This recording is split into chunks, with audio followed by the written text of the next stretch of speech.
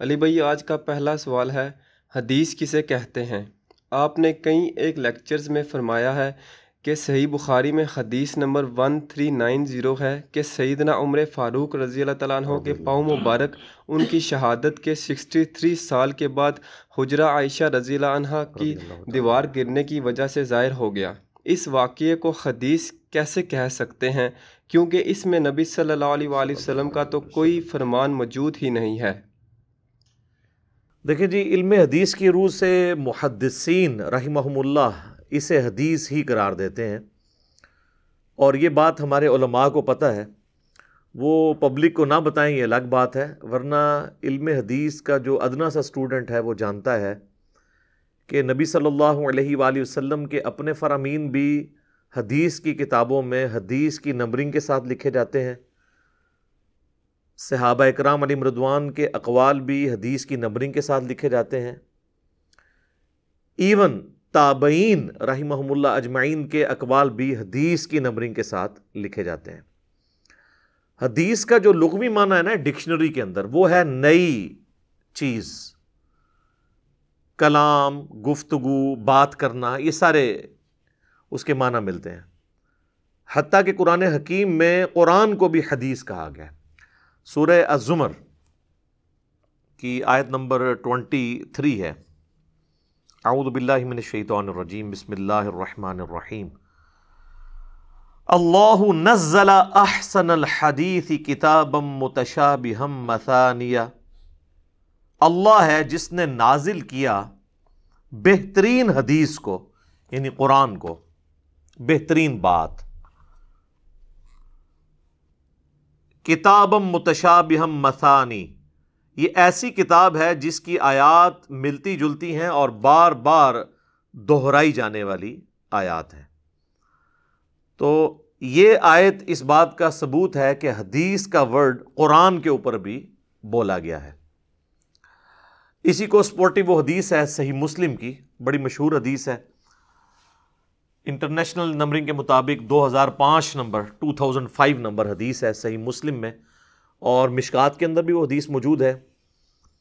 اور اس حدیث کے راوی ہیں امام جعفر صادق رحمہ اللہ تعالی، وہ اپنے باپ امام محمد باقر رحمہ اللہ سے روایت کرتے ہیں، اور وہ سیدنا جابر بن عبداللہ رضی اللہ تعالیٰ عنہ سے، کہ اللہ کے محبوب صلی اللہ علیہ وآلہ وسلم جب کبھی بھی خطبہ دیتے تو آپ صلی اللہ علیہ وآلہ وسلم کی آواز بلند ہو جاتی، آنکھیں سرخ ہو جاتی، غصے میں اضافہ ہو جاتا، جیسا کہ کوئی جرنیل اپنی فوج کو تیار کر رہا ہو، اور آپ علیہ السلام فرماتے کہ میں اور قیامت اس طرح ساتھ بھیجے گئے ہیں جس طرح یہ 2 انگلیاں، اور پھر آپ علیہ السلام فرماتے اما بعد فإن خیر الحدیث کتاب اللہ، آگاہ ہو جاؤ کہ سب سے بہترین حدیث اللہ کی کتاب ہے،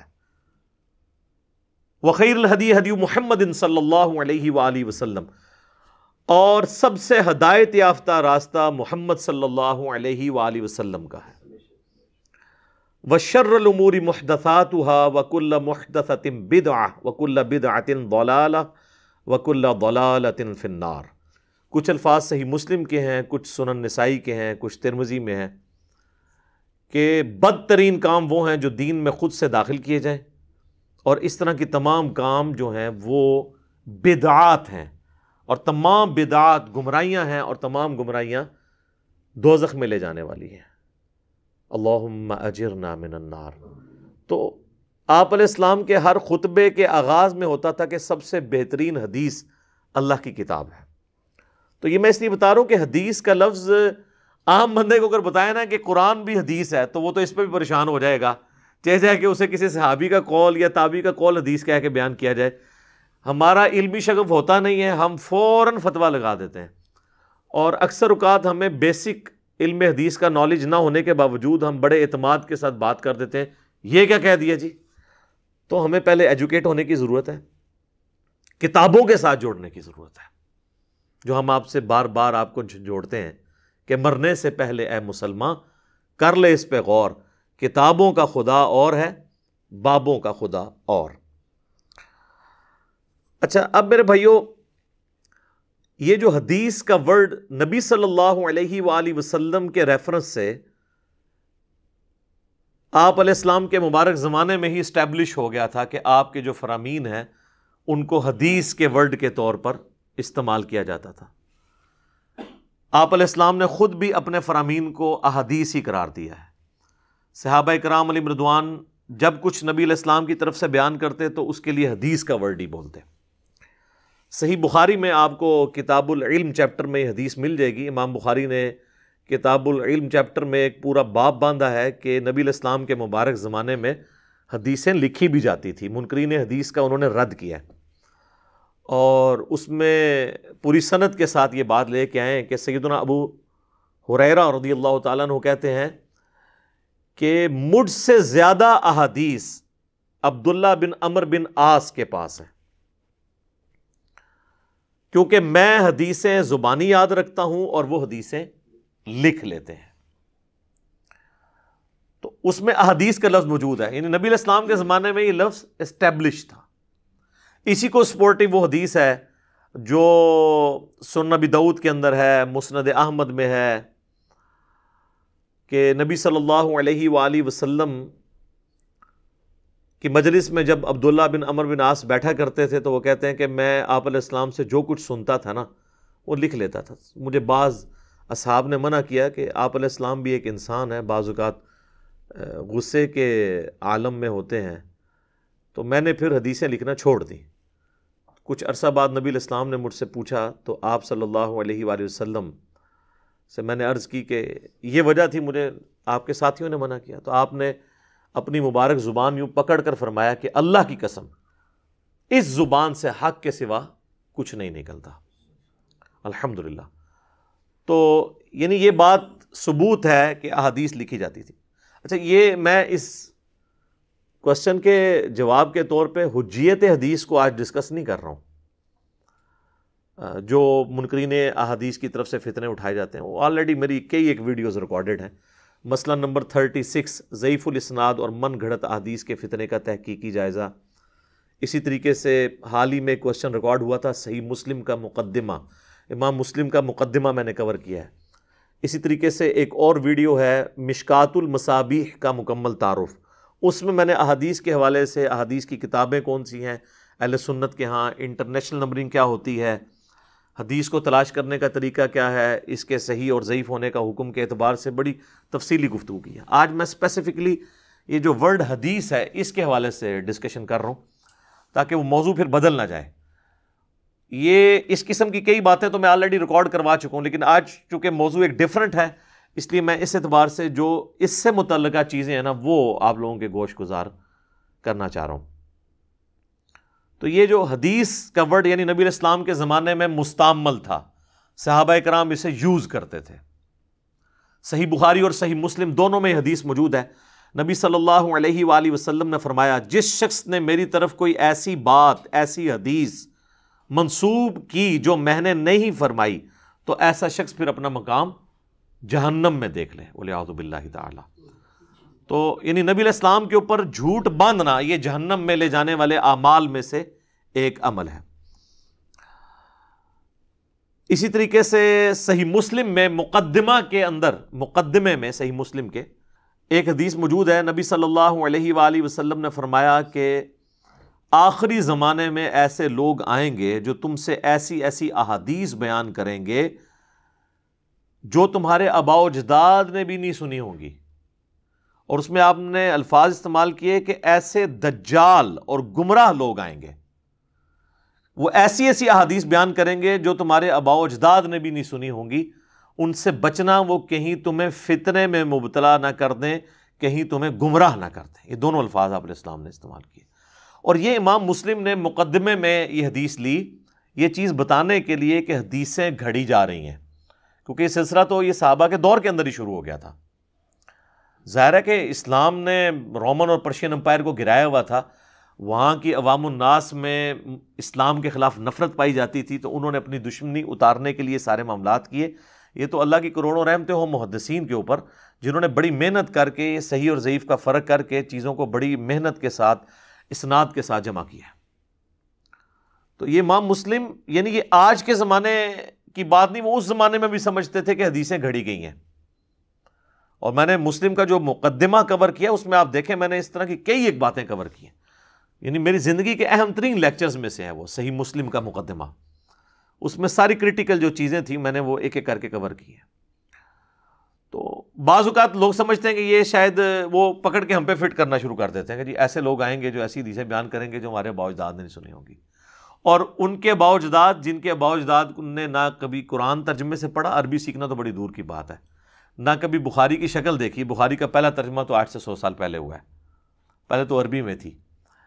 تو وہ لوگ کہتے ہیں یہ ان کے بارے میں نہیں ہے جو آپ کو کہتے ہیں کہ آپ کے بزرگوں نے یہ دیکھیں قرآن کا ترجمہ کیا ہے اور یہ آپ کے بزرگوں نے بخاری مسلم کا ترجمہ کیا ہے، دیکھیں اس کے اندر کیا لکھا ہوا ہے. تو وہ تو ظاہر دجال نہیں ہوں گے کیونکہ ترجمہ کرنے والے تو آپ کے علماء ہیں، ہم تو صرف بیچ میں مڈل مین ہیں. تو یہ نہ ہو کہ جو بخاری مسلم سے حدیثیں پیش کر رہا ہے اس کو ہی کہنا شروع کر دیں کہ ہمارے آباء و اجداد نے نہیں سنی. ان آباء و اجداد سے مراد ہیں جو اہل علم ہے، جن کے آباء و اجداد نے قرآن ہی نہیں ترجمے سے پڑھا. بخاری مسلم بیچاروں نے کہاں سے پڑھنی ہے، بلکہ وہ جن علماء کے پاس اٹھتے بیٹھتے تھے وہ بھی اپنے بزرگوں کی کتابیں پڑھتے رہے، تو ان کے بارے میں نہیں ہے. تو میں ساتھ ساتھ جو ہے نا وہ کنسیپٹ کلیئر بھی کر دیتا ہوں کسی کے دماغ میں کوئی بات آ جائے. تو اس میں بھی الفاظ ہیں کہ ایسی ایسی احادیث بیان کریں گے. تو یہ اس بات کا ثبوت ہے کہ لفظ حدیث احادیث یہ نبی علیہ السلام نے خود اپنی مبارک زبان سے استعمال کیا، آپ کے صحابہ نے اسے یوز کیا، تابعین نے یوز کیا، اور اس کے اوپر اجماع ہے. اہل سنت اہل تشیع سب نبی علیہ السلام کے افعال کو، آپ علیہ السلام کے اقوال کو، آپ کے اعمال کو جو کتابی شکل میں ہم تک ٹرانسفر ہوئے ہیں اس کے لیے حدیث کا لفظ بولتے ہیں. ایک تو ہے سنت. سنت اور حدیث میں ایک فرق ہے. آج کی ڈیٹ میں سنت اور حدیث انٹرچینجبل الفاظ ہیں، یہ بھی ذرا ذہن میں رکھیے گا. نبی علیہ السلام کے مبارک زمانے میں چونکہ لوگ اپنی کرائمنگ کے اوپر ناز کرتے تھے تو وہ چیزوں کو زبانی یاد رکھتے تھے، اور پھر ان کا سورس آف نالج نبی علیہ السلام کو دیکھنا بھی تھا. آپ علیہ السلام جب دنیا سے چلے گئے تو پھر خلفائے راشدین اور صحابہ کو لوگ دیکھ کے علم حاصل کرتے تھے. یعنی ان کو تو حدیث کی کتابیں پڑھنے کی ضرورت نہیں تھی نماز کا طریقہ سیکھنے کے لیے، وہ تو ڈائریکٹ دیکھتے تھے کہ صحابہ کرام نے کیسے نماز پڑھی، ویسے پڑھنا شروع کر دیتے تھے تابعین، اور اس طریقے سے چیزیں ٹرانسفر ہوتی تھی. یہ تو 30ویں صدی ہجری کے اندر آ کے اللہ تعالیٰ نے امت کے جو خیر خواہ محدثین تھے ان کو یہ بات سجھائی کہ بھائی یہ آپ اس ریکارڈ کو ریٹن فارم میں لے آئیں، ورنہ یہ آہستہ آہستہ لوگ امت کے وسیع تر مفاد میں دین میں اپنی طرف سے بدعت داخل کریں گے. جس طرح آپ دیکھیں سب کانٹیننٹ میں پچھلے 100 سال کے اندر کتنی چیزیں دین میں داخل ہو چکی ہیں. تو یہ اللہ کا شکر ہے کہ دین آج سے آلموسٹ سنت جو دین کا ایک جزو لازم ہے قرآن کے بعد، وہ آج سے 1200 سال پہلے کتابوں میں فریز ہو گئی ہے. آج بخاری اور مسلم آپ کو 1200 سال کا سفر طے کروا دیتے ہیں. یہ آج سے 1200 سال پہلے دین کیا تھا. ان 1200 سال میں جو ہزاروں بدعات اور ہزاروں عقائد کی خرابیاں اسلام کے اندر داخل ہوئی ہیں وہ سب کی سب آپ دور کر کے ڈائریکٹ 1200 سال پہلے سنت کے حوالے سے پہنچ سکتے ہیں. قرآن میں تو الحمدللہ ہمارے پاس عقائد محفوظ ہیں، سنت کی میں بات کر رہا ہوں. تو یہ تو محدثین کا احسان ہے کہ انہوں نے ایک علم کو اس اعتبار سے فریز کر دیا کہ آپ 1200 سال کی چھلانگ لگا سکتے ہیں. یعنی اگر میں بتاؤں بخاری مسلم میں یہ لکھا ہے تو میں آپ کو 1200 سال پہلے جو دین موجود تھا دنیا میں وہ بتا رہا ہوں. تو اس کے بیچ میں جو کچھ داخل ہوا ہے اس کو آپ سائڈ پہ کریں. تو سنت جو ہے وہ سنت ہی کا ریٹن ریکارڈ محدثین نے جمع کیا ہے. صحابہ نے نبی علیہ السلام سے سیکھا، تابعین نے صحابہ سے، تبع تابعین نے، اس طریقے سے تبع تابعین کے دور کے اندر یہ سب کچھ اسٹیبلش ہو گیا. جو بخاری و مسلم میں حدیث ہے کہ سب سے بہتر زمانہ میرا ہے، پھر میرے صحابہ کا، پھر ان کا جو ان کو دیکھیں، پھر ان کا جو ان کو دیکھیں. یعنی نبی علیہ السلام نے ان زمانوں کی تعریف فرمائی ہے، اپنے بعد صحابہ، تابعین اور تبع تابعین. تو یہ آلموسٹ 300 سال کا پیریڈ جو ہے اس کے اندر حدیث کی ساری کتابیں لکھی جا چکی تھی. تو یہ امت پہ احسان ہے. تو جو لوگ کہتے ہیں نا جی سنت اور حدیث میں فرق ہے، جی وہ سنت ہے عملی تواتر سے چلتی ہے. سر سنت عملی تواتر سے چلتی ہے اس صورت میں جب سنت وہ ہو جس پہ اجماع امت ہو. مثلا نمازیں 5 ہیں، سنی شیعہ اور باقی تمام ان کے آف شوٹس کا اتفاق ہے. نماز قبلہ رخ پڑھنی ہے، اتفاق ہے. ہم تو مانتے ہیں کہ اجماع امت اور جو سنت عملی تواتر سے ٹرانسفر ہو رہی ہے وہ اتنی بڑی دلیل ہے کہ قرآن کی اتھینٹسٹی بھی وہی ہے. آج کی ڈیٹ میں ہمارے سامنے تو قرآن نازل نہیں ہوا، ہم بھائی کیسے پتا چلا کہ اللہ کی کتاب ہے؟ اجماع سے اور سنت سے ٹرانسفر ہوا ہے نسل در نسل. تو جس سنت کو ہم قرآن کی اتھینٹسٹی اس سنت کے اوپر ڈیپینڈنٹ ہے، تو اس سنت سے جو چیزیں ہم تک پہنچ رہی ہیں ہم ان کو مانتے ہیں. ہمیں کوئی صحیح حدیث بھی آپ لا دینا جو سنت کے خلاف ہو، ہم اسے ایکسیپٹ نہیں کریں گے. اور یہ میری اپنی بات نہیں ہے، امام شافعی کا قول ہے صحیح سند کے ساتھ، انہوں نے خود اپنی کتاب میں لکھا ہے، سند کی تو ضرورت نہیں ہے، کہ اگر مجھے خبر واحد ایسی ملے جو اجماع امت اور سنت کے خلاف ہو، چاہے وہ حدیث صحیح بھی ہو، اس کو ایکسیپٹ نہیں کیا جائے گا، یا تو اسے منسوخ تصور کیا جائے گا یا اس کی پھر سند کے اندر کوئی کلام ہوگا. اس لیے کہ امت ایز اے ہول گمراہ نہیں ہو سکتی. اللہ نے گارنٹی لی ہے نا، المستدرک للحاکم میں صحیح سند کے ساتھ حدیث ہے. بلکہ قرآن میں بھی جو آیت نمبر 115 ہے نا سورۃ النساء کی، جس میں کہا گیا کہ مومنین کے راستے کو آپ نے اڈاپٹ کرنا ہے، امام شافعی کہتے ہیں یہ آیت ثبوت ہے اجماع کی حجیت کے اوپر. اس کو سپورٹو المستدرک للحاکم کی حدیث ہے 399 نمبر کے، نبی علیہ السلام نے فرمایا میری امت کبھی بھی گمراہی پر جمع نہیں ہوگی، جماعت پہ اللہ کا ہاتھ ہے. تو اس سے مراد ہے اجماع امت، جب پوری امت ایک بات کر رہی ہو، پوری امت. اگر چند اہل علم بھی اختلاف کر دیں گے نا بڑے لیول کے، اجماع ٹوٹ جائے گا. مثلا یہ لوگ کہتے ہیں جی وہ 4 مسلوں پہ اجماع ہوا تھا، جو سلطنت عثمانیہ نے تلوار کے زور پہ خانہ کعبہ میں 4 مسلح آلموسٹ 400 سال تک ڈال کے رکھے. سعودی حکومت نے آ کے اٹھائے، اللہ کا شکر ہے 100 سال ہو گئے ہیں، دنیا میں سکون آ گیا. ورنہ آج کل جو گورے مسلمان ہوتے ہیں وہاں جا کے حج کرنے کے لیے جاتے ہیں تو وہ پریشان ہوتے ہیں کہ میں نے کس امام کے پیچھے نماز پڑھنی ہے. اور وہ تو چاروں بیک وقت نمازیں ہو رہی ہوتی تھی، ایک رکوع میں جا رہا ہوتا تھا، دوسرا سجدے سے اٹھ رہا ہوتا تھا، پتہ ہی نہیں تھا چلتا. عجیب انہوں نے تماشا ڈالا ہوا تھا، اور یہ کنکلوڈ کر بیٹھے تھے کہ اجماع امت ہے. لیکن اہل علم اس وقت بھی چیختے تھے کہ یار یہ کیا مسلمانوں کی جمعیت توڑ رہے ہو. تو اجماع دیکھا کیا ایسے اٹھا کے امت نے پرے پھینکا ہے. تو اجماع ہوتا تو کبھی نہ ٹوٹتا، وہ اجماع ہے ہی نہیں تھا. اجماع ہوتا جب پوری امت ایک بات کرے، پوری امت یہ کہہ رہی ہے کہ مردے قبلہ رخ دفنائے جائیں گے، یہ اجماع امت ہے. پوری امت کہہ رہی ہے کہ فرض کی 17 رکھتے ہیں، 2 فجر 4 ظہر 4 عصر 3 مغرب 4 عشاء. پوری امت کہہ رہی ہے کہ قرآن یہ 2 گتوں کے درمیان یہی مصحف ہے.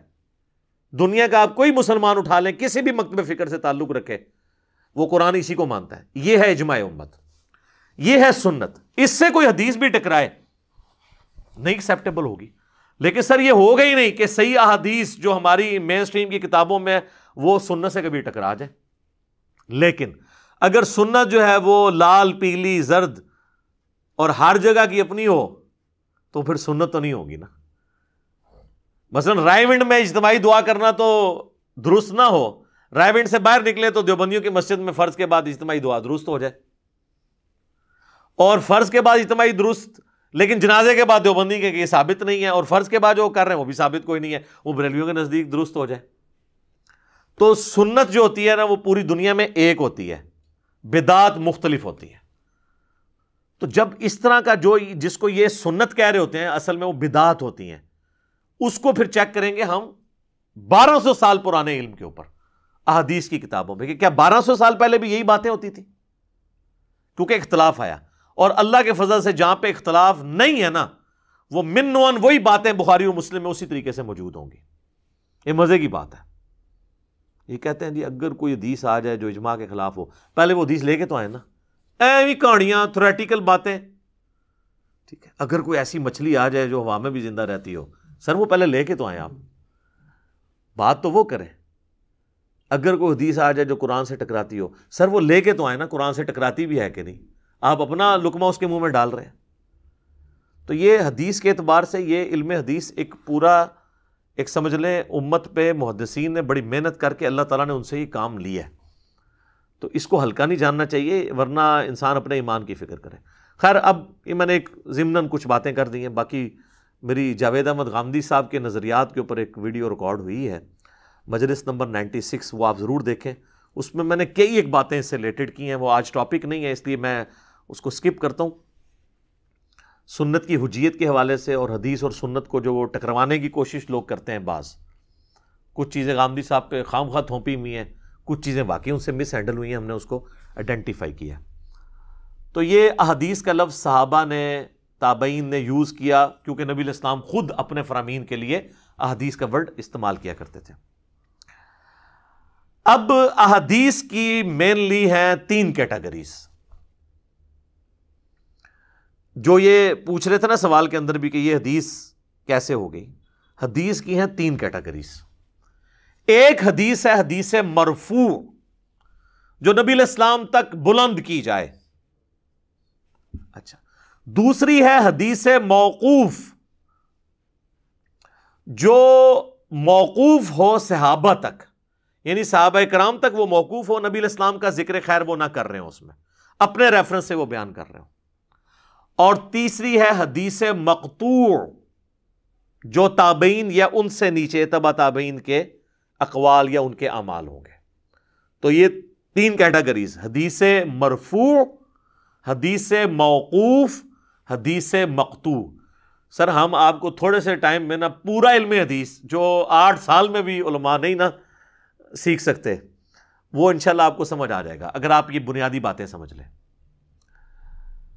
اب حدیث جو مرفوع ہے اس کی پھر آگے 4 اقسام ہوں گی، اور باقی 3 کیٹیگریز جو ہے نا اس کے ساتھ، جو باقی 2 کیٹیگریز ٹوٹل 3، ان کی بھی 4 اقسام ہوں گی۔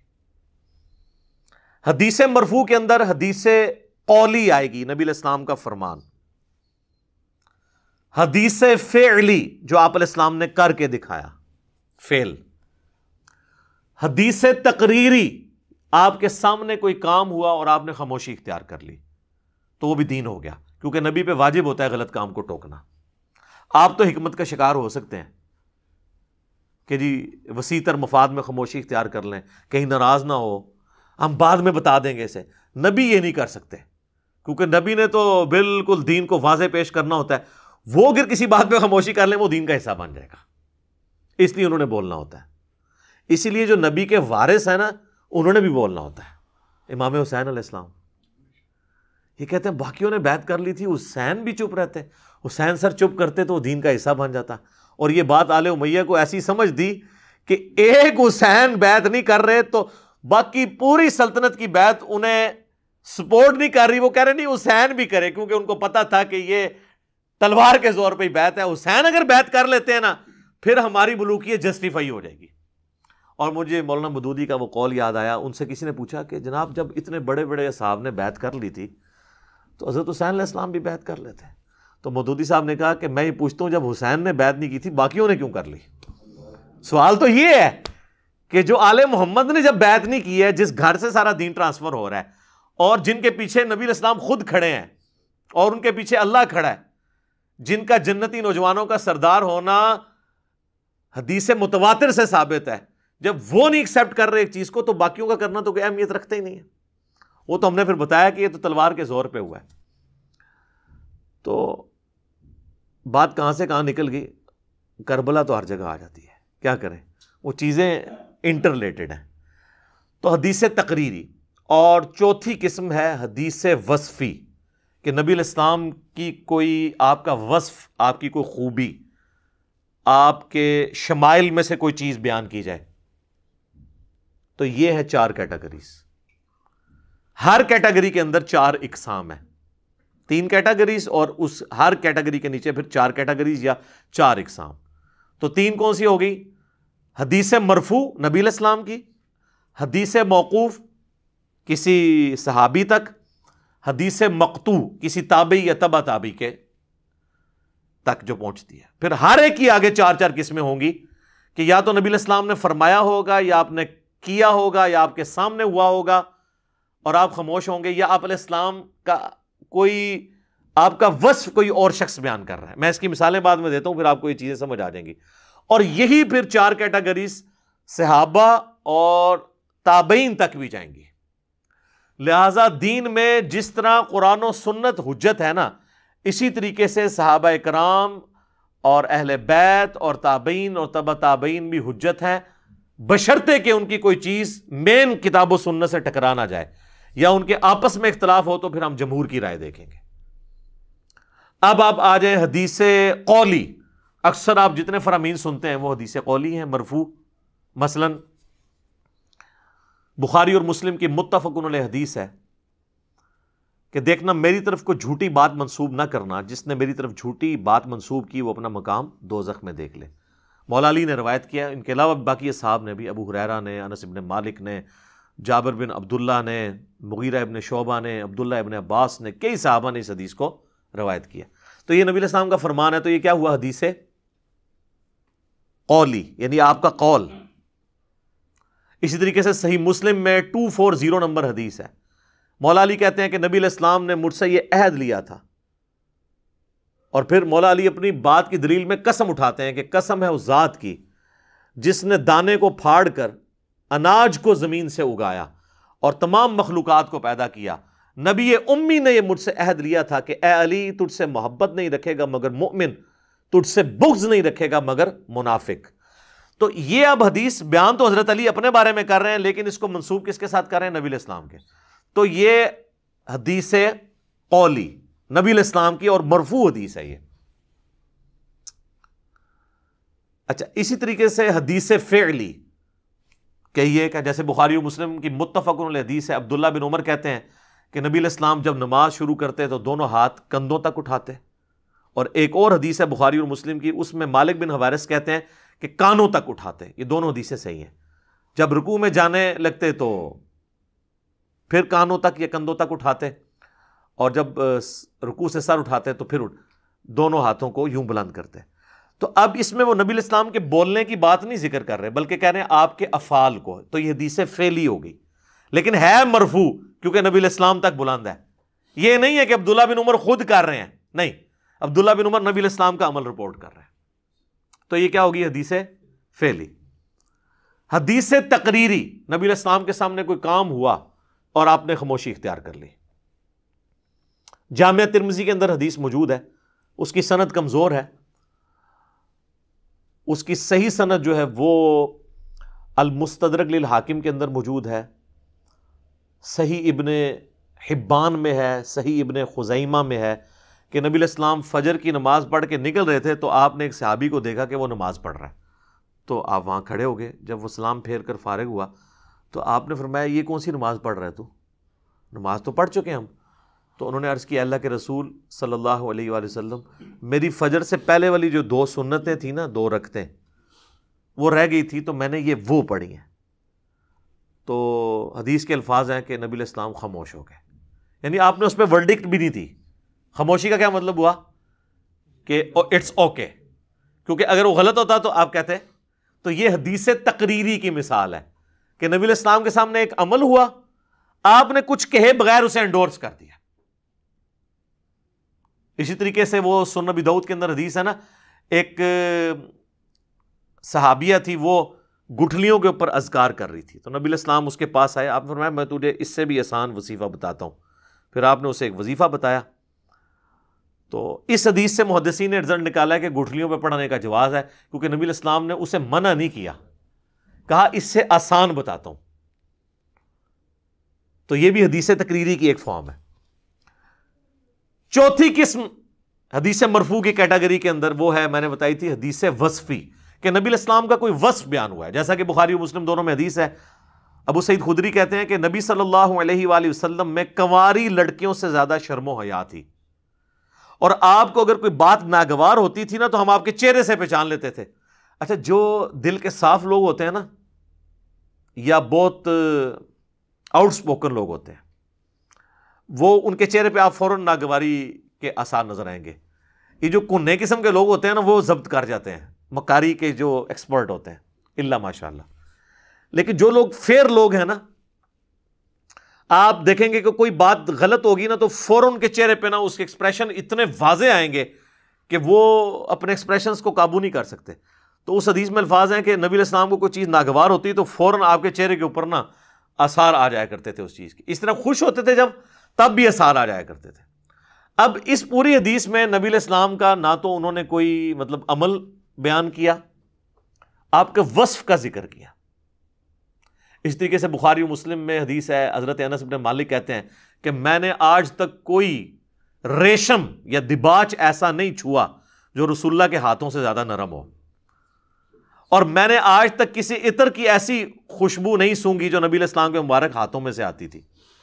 ٹھیک ہے، اس طریقے سے بخاری و مسلم میں حدیث ہے کہ نبی علیہ السلام کا پسینہ جو صحابہ کرام خوشبو کے طور پہ استعمال کرتے تھے.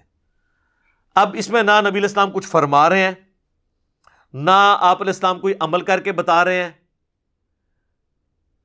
بلکہ آپ علیہ السلام کے وصف کا ذکر ہو رہا ہے کہ آپ کی یہ کوالٹیز تھی. اس طریقے سے بخاری مسلم میں آتا ہے کہ نبی علیہ السلام اپنی پیٹھ کے پیچھے بھی دیکھ لیا کرتے تھے، حالانکہ آپ کی آنکھیں سامنے تھی، تو آپ کے اپنے فرمان ہے کہ میں اپنے اللہ کی قسم پیٹھ کے پیچھے بھی تمہیں دیکھ لیتا ہوں. تو یہ آپ کے وصف ہے نا. تو جو آپ کے وصف ذکر ہوئے ہیں نا، یہ حدیث وصفی کی کیٹیگری میں. باقی جو آپ علیہ السلام کی نبوت کی غیبی خبریں ہیں کہ یہ مستقبل میں ہوگا، وہ ساری کی ساری حدیثیں پھر حدیث قولی میں ہی فال کرتی ہیں، کیونکہ آپ نے فرمایا ہے نا وہ. تو آگے اب اس کی آگے میں بریفنگ کرتا جاؤں تو میں تو مطلب 2-3 گھنٹے علم حدیث کے اوپر بول سکتا ہوں، لیکن میں آپ کو موٹی موٹی باتیں بتا رہا ہوں تاکہ آپ کو اوورآل آئیڈیا ہو جائے حدیث کی کیٹیگریز کے اعتبار سے. تو یہ نبی علیہ السلام کے حوالے سے میں نے بیان کی. اب آپ ایک سٹیپ نیچے آ جائیں، وہ ہے صحابہ اکرام علیہم رضوان. اچھا، یہ لفظ صحابہ بھی درست ہے زیر کے ساتھ اور زبر کے ساتھ صحابہ بھی درست ہے. وہ بھی اب آپ دیکھیں تو صحابہ کا قول، اپنا قول، تو وہ حدیث موقوف کہلائے گی اگر وہ نبی علیہ السلام کا ذکر بیچ میں نہیں کریں گے. حجت ہوگی. جس طرح کہ فضائل صحابہ احمد بن حنبل کی کتاب میں 2 روایتیں ہیں مولا علی سے کہ میری وجہ سے 2 فرقے گمراہ ہوں گے اور میری وجہ سے 2 فرقے دوزخ میں جائیں گے، ایک میری محبت میں غلو کر کے اور ایک میری دشمنی میں غلو کر کے.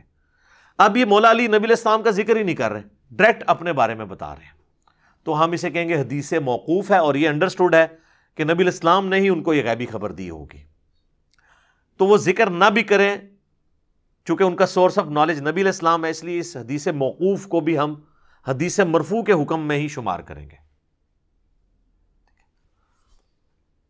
اسی طریقے سے سیدنا ابوبکر صدیق رضی اللہ تعالیٰ عنہ کا قول ہے صحیح بخاری میں، محمد صلی اللہ علیہ وآلہ وسلم کے قرب کو اہل بیت کے قرب میں تلاش کرو. اب اس میں کوئی انہوں نے نبی علیہ السلام سے تو کوئی چیز بیان نہیں کی. اور قربان جائیں، امام بخاری نے اس حدیث کو امہات المومنین کے چیپٹر میں نہیں لیا، حضرت حسن و حسین کے چیپٹر میں لیا. یہ فرق بتانے کے لیے کہ یہاں اس سے مراد حضور کے وہ قریبی لوگ، 5 تن پاک جن کے لیے ہم لفظ استعمال کرتے ہیں احادیث کی روشنی میں، یہ ان کے بارے میں بات ہو رہی ہے. تو یہ اب حضرت ابوبکر صدیق کا اپنا قول ہے، تو یہ حدیث موقوف ہے اور اس میں حدیث قولی ہے، یعنی حضرت ابوبکر کا اپنا قول.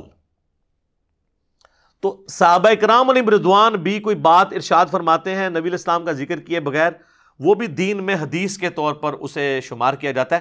آپ دیکھ لیں امام بخاری اس کو حدیث کے طور پہ لے کے ہیں، اور بعد میں جب حدیث کی نمبرنگ ہوئی ہے تو یہ حضرت ابوبکر صدیق کے قول کو باقاعدہ حدیث کا نمبر دیا گیا.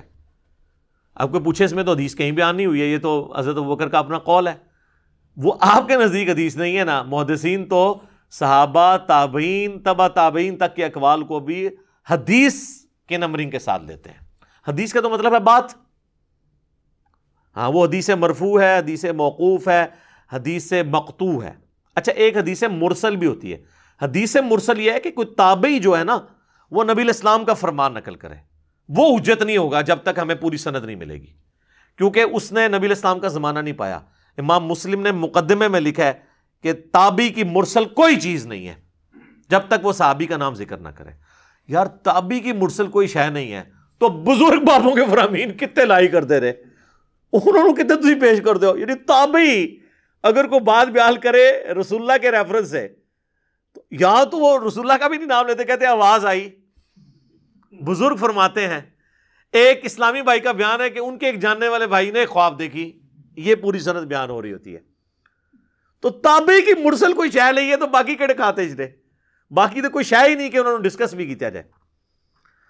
تو صحابہ کے اقوال وہ حدیث موقوف میں حدیث قولی کی کیٹیگری میں فال کرتے ہیں. اچھا، اب حدیث موقوف کی کیٹیگری حدیث فعلی بھی ہو سکتی ہے، کہ یعنی کسی صحابی نے کوئی عمل کر کے بتایا. جس طرح کہ صحیح بخاری میں آتا ہے کہ عبداللہ بن عمر جو ہے نا وہ حج اور عمرے کے موقع پر مٹھی کے بعد داڑھی کاٹ دیا کرتے تھے. میں نہیں کاٹتا ہوں، لیکن یہ اب یہ حدیث موقوف فعلی ہوئی. اور مزے کی بات ہے عبداللہ بن عمر ان احادیث کے راوی ہیں جن میں داڑھی بڑھانے کا حکم ہے، جو بخاری میں حدیث ہے، مسلم میں بھی ہے، داڑھیاں بڑھاؤ اور مونچھیں پس کرو، یہود و نصارہ کی مخالفت کرو. اور یہ حدیث کا اصول ہے کہ حدیث کے فہم کو سب سے بہتر وہ راوی سمجھتا ہے. اور اس پہ میرا الگ سے بھی ایک ویڈیو ریکارڈڈ موجود ہے کہ عبداللہ بن عمر مطلقاً حج اور عمرے کے علاوہ بھی کاٹا کرتے تھے، کیونکہ سنن ابی داؤد میں حدیث ہے، وہ تابعی کہتے ہیں کہ میں نے عبداللہ بن عمر کو 2 کام کرتے ہوئے دیکھا ہے. ایک تو وہ جب روزہ کھولتے تھے نا تو دعا پڑھتے تھے ذهب الظمأ وابتلت العروق وثبت الاجر انشاءاللہ، اور دوسرا وہ مٹھی کے بعد داڑھی کاٹ دیا کرتے تھے. اس میں تو حج عمرے کا بھی ذکر نہیں، عام حالت میں بھی. اور الموطا امام مالک میں مزید پھر بات کھولی ہے امام مالک نے کہ جس سال عبداللہ بن عمر نے حج یا عمرہ کرنا ہوتا تھا نا، بس صرف اسی سال اپنی داڑھی کو مٹھی سے تھوڑا سا بڑھاتے تھے، اور وہ پھر حج اور عمرے کے موقع پر داڑھی جو بڑھائی ہوتی تھی نا تھوڑی سی، اس کو وہ کاٹ لیتے تھے. وہی سمجھتے تھے کہ جس طرح میں نے سر کا حلق کروایا نا، تو میں داڑھی کو کاٹ کے بھی اللہ کے حضور اپنی حاضری لگواؤں. تو وہ جو داڑھی بخاری میں آتا نا کہ وہ کاٹتے تھے، وہ بڑھائی انہوں نے اسی وقت ہوتی تھی. ویسے تو وہ داڑھی رکھتے ہی مٹھی تھے، کیونکہ نبی علیہ السلام کی اپنی داڑھی بھی مٹھی تھی، قدرتاً نہر تک تھی. ایک ہی حدیث ہے جس کا انہوں نے غلط ترجمہ کیا ہے، سینہ بھرتی تھی، اس میں لفظ ہے نہر تک تھی، سینے کے ابتدائی حصے پہ، تو وہ ایک مٹھی بنتی ہے. اور جن لوگوں نے نبی علیہ السلام کی خواب میں زیارت کی ہے نا، یعنی آج کے زمانے میں بھی صحیح سند کے ساتھ، انہوں نے نبی علیہ السلام کی داڑھی مبارک اتنی دیکھی ہے. ہاں لیکن گھنی پھیلی ہوئی، پورے چہرے کا احاطہ کرنا. تو یہ الگ سے ایک ٹاپک ہو جائے گا. تو یہ عبداللہ بن عمر کا یہ فعل ہے، تو یہ ہم کہیں گے حدیث موقوف ہے اور فعلی ہے. تو موقوفاً روایتوں کے اندر بھی فعلی روایتیں ہو سکتی ہیں کہ صحابہ اکرام کوئی عمل کر کے بتائیں اور آپ اس کو حجت کے طور پہ لیں. اب ایک سٹیپ نیچے آ جائے، تابعین کے اندر تابعین کا کوئی فرمان، وہ بھی حدیث کی نمبرنگ کے ساتھ لکھا جائے گا. ہمارے کربلا والے ریسرچ پیپر کے اوپر تابعین کے اقوال بھی ہم نے حدیث نمبر سے لکھے ہیں. لوگ کہتے ہیں یہ حدیث کیسے ہوگی؟ بھائی محدثین سے حدیث مانتے ہیں، آپ کو نہیں نہ پتا.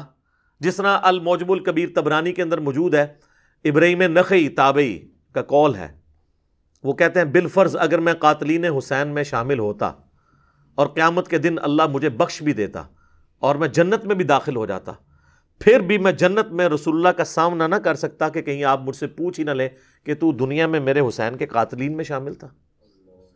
تو اب اس کو حدیث کے نمبر کے ساتھ امام طبرانی نے لکھا ہے. اور امام طبرانی کو چھوٹا بندہ نہیں ہے. امام طبرانی جو ہے یہ امام حاکم کے، جنہوں نے المستدرک للحاکم لکھی ہے، ان کے استاد ہیں. تو وہ کہتے ہیں کہ میں یعنی شرم محسوس کرتا. کون؟ ابراہیم نخعی.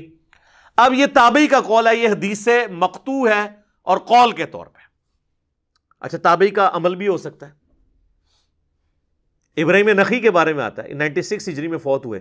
اچھا ان کی عمر تھوڑی سی ہوئی ہے، یہ 50 ہجری میں پیدا ہوئے ہیں، 96 ہجری میں فوت ہو گئے. Just 46 years. بخاری مسلم میں کئی احادیث ہیں ان سے. تو اور حنفی تو ان کو یعنی اپنا امام مانتے ہیں نا، وہ کیونکہ کہتے ہیں کہ ابراہیم نخعی کی مسند پہ ہی تو آ کے امام حنیفہ بیٹھے ہیں 3 واسطوں کے بعد، تو اس لیے وہ ان کو اپنا امام کے طور پہ مانتے ہیں.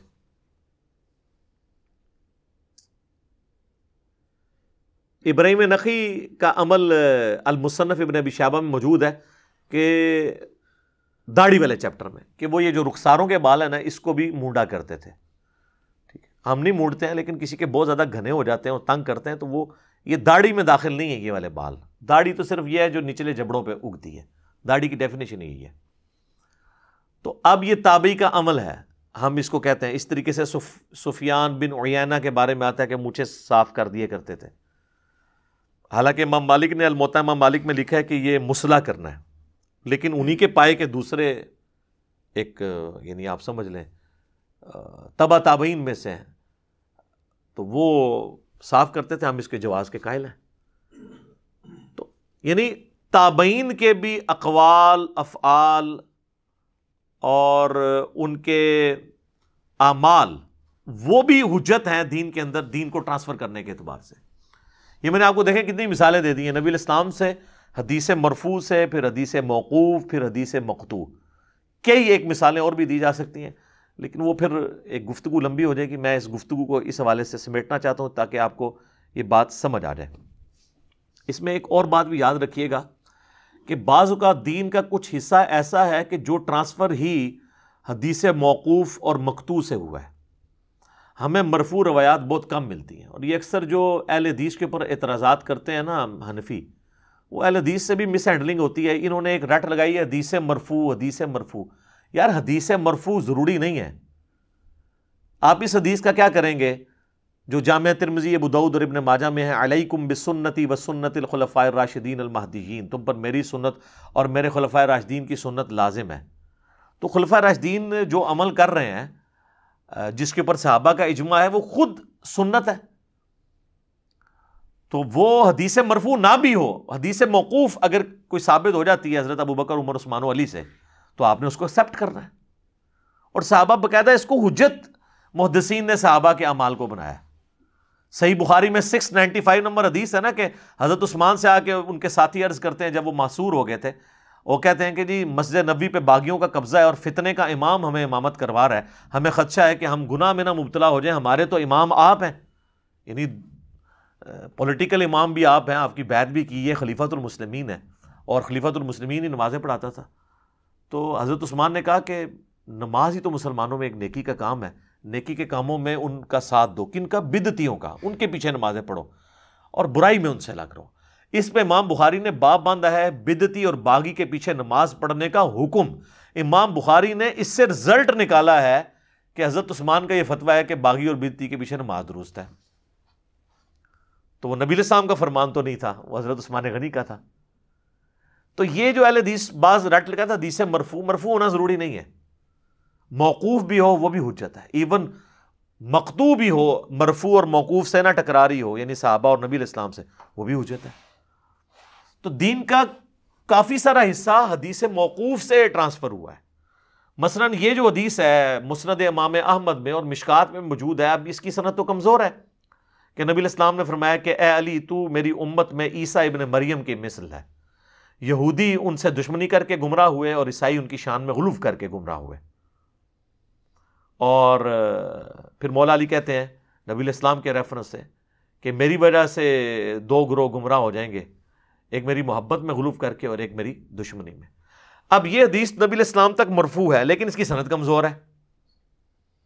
لیکن اس کی جو موقوفاً روایت ہے فضائل صحابہ احمد بن حنبل کی کتاب میں، وہ حضرت علی سے ہے، اس کی سند بالکل ٹھیک ہے لیکن وہ مرفوع نہیں ہے. تو پھر ہم یہ دونوں کو جوڑ کے کہتے ہیں کہ یہ حضرت علی نے جو بات جو صحیح سند سے آ رہی ہے یقیناً نبی علیہ السلام سے سنی ہوگی، اگرچہ ہم کوئی سند پروڈیوس نہیں کر سکتے، لیکن چونکہ مولا علی بیان کر رہے ہیں تو وہ اتنے اعتماد کے ساتھ جو چیز بیان کر رہے ہیں آپ کا سورس آف نالج نبی علیہ السلام تھے.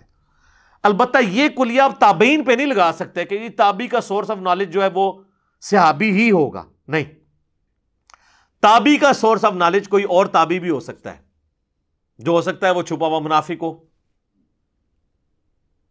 جی، یا شیطان سے اس نے کوئی بات سنی ہو. امام مسلم نے مقدمے میں لکھا نا، عبداللہ ابن مسعود کہتے ہیں بعض اوقات شیطان انسانی شکل میں اتر کے لوگوں میں حدیث بیان کرتا ہے، اور لوگ کہتے ہیں ادھر ایک صاحب آئے تھے وہ حدیث بیان کر رہے تھے لیکن ان کا اتا پتہ کوئی نہیں ہوتا، اور وہ پبلک میں عام ہو جاتی ہے بات اور وہ شیطان پھیلا کے چلا جاتا ہے.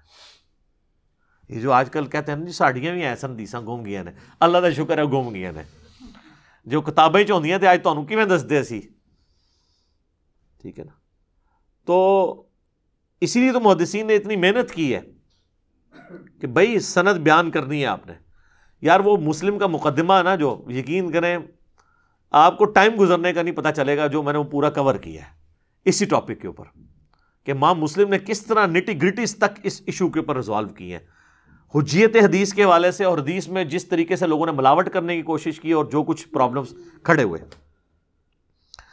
اچھا، اب اسی طریقے سے کسی تابعی کا جو قول ہے، اس کا قول، یہ تو میں نے آپ کو فعل بتایا تھے نا تابعین کے کہ رخساروں کے بال اتارنا. تابعی کا قول اس طریقے سے بھی امام بخاری نے بھی لیا ہے صحیح بخاری کے اندر. امام بخاری نے چیپٹر کی ہیڈنگ کے اندر لیا ہے کہ حضرت امام محمد باقر جو زین العابدین کے بیٹے تھے اور امام حسین کے پوتے، وہ فرض نماز کے علاوہ بھی جو سنتیں اور نوافل ہیں نا، اس کے بعد بھی نا ایام تشریق میں نا پڑھا کرتے تھے، تکبیرات بلند کیا کرتے تھے، اللہ اکبر اللہ اکبر، لا الہ الا اللہ واللہ اکبر، اللہ اکبر وللہ الحمد، یا اللہ اکبر کبیرہ والحمد للہ کثیرہ، کوئی بھی تسبیحات مختلف ہیں۔ تو اب امام بخاری اس چیز کو حجت کے طور پر لے کے آ رہے ہیں کہ امام باقر جو کہ ایک تابعی ہیں، کیونکہ جابر بن عبداللہ سے انہوں نے کئی حدیثیں روایت کی ہیں، صحیح مسلم میں موجود ہے، تو تابعی کا عمل امام بخاری دلیل کے طور پر لے رہے ہیں کہ وہ تو نوافل کے بعد بھی، سنتوں کے بعد بھی تکبیرات بلند کرتے تھے۔